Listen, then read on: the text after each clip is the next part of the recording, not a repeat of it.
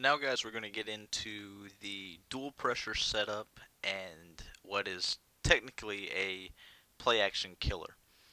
This defense is something you only really want to use when your opponent is blocking a lot of people or they are just running play action to cancel the B gap heat. This is going to be something that's going to pretty much force your opponent out of play action. So with that being said, we'll get into the setup.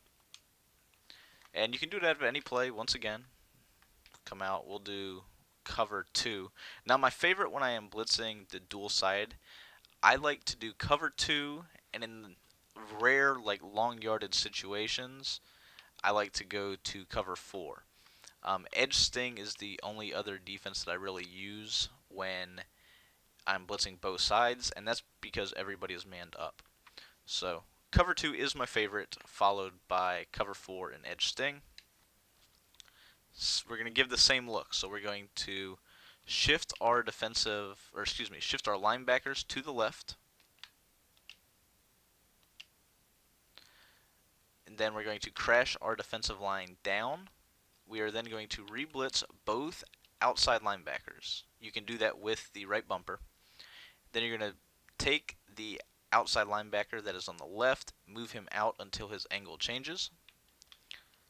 And then when running this, you kind of want, if you know it's play action, you want to just move this dude down as close as you can because he's going to be the guy that comes free. Yeah, the D end will not shoot through on the B gap, but this linebacker will rush around the outside. So same with this situation. So if they are in a play action, more than likely it's going to come from this outside linebacker instead of the defensive end. Now the only difference really when you're expecting play action is you can technically stand right in the middle of this A gap and it will work. To get the best effect out of it though, you want to stand a little bit more towards where the guard is when you're doing this instead of directly in the center. And what that's going to do is it's going to send that defensive end, or excuse me, the linebacker off the edge every single time. So we'll go ahead, we'll hike the ball. You'll see that with the play action, there's nowhere to go. Two of those guys actually did block shed, but two of them did come in free, which is what typically happens. So you'll see that the linebacker who gets chipped right there by Gronk, he comes in free, as well as the linebacker that is on the outside left, in which we moved out.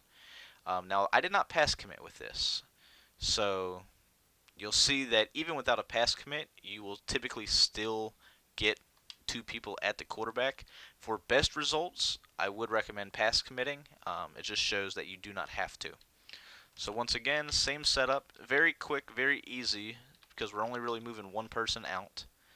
And then we're just going to hold the left trigger.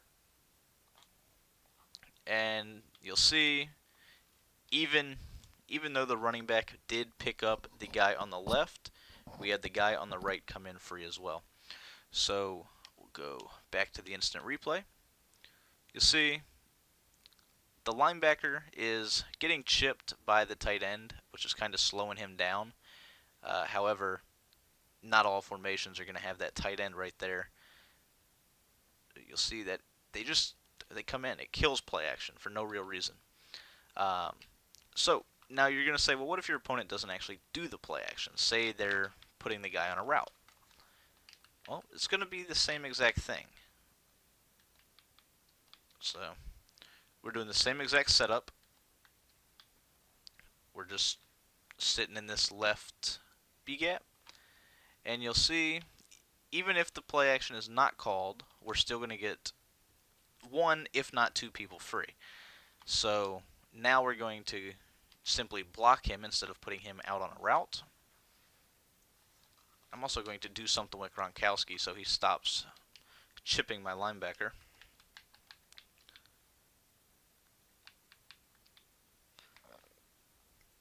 And we'll go ahead and hike.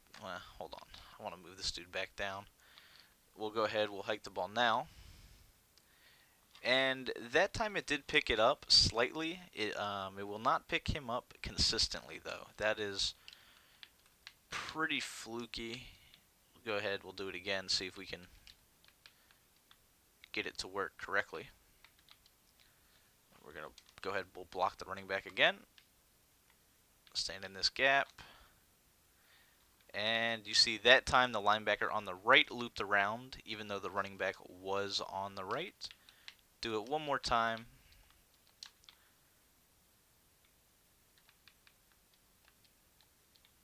They're not lining up correctly, but won't really matter, I don't think. So here we go. In this case, you had the D tackle block shed up the middle, but the guy on the left was coming free. So we'll go to the replay again. You'll see the D tackle, for whatever reason, the line just got all jacked up, and the D tackle on the right came free on a kind of a block shed. That won't happen a lot. It will happen some, but not a whole lot. But the outside guy on the left came in. Running back picked up the guy that was coming free on the right, and you still have somebody coming in. It's the most important part.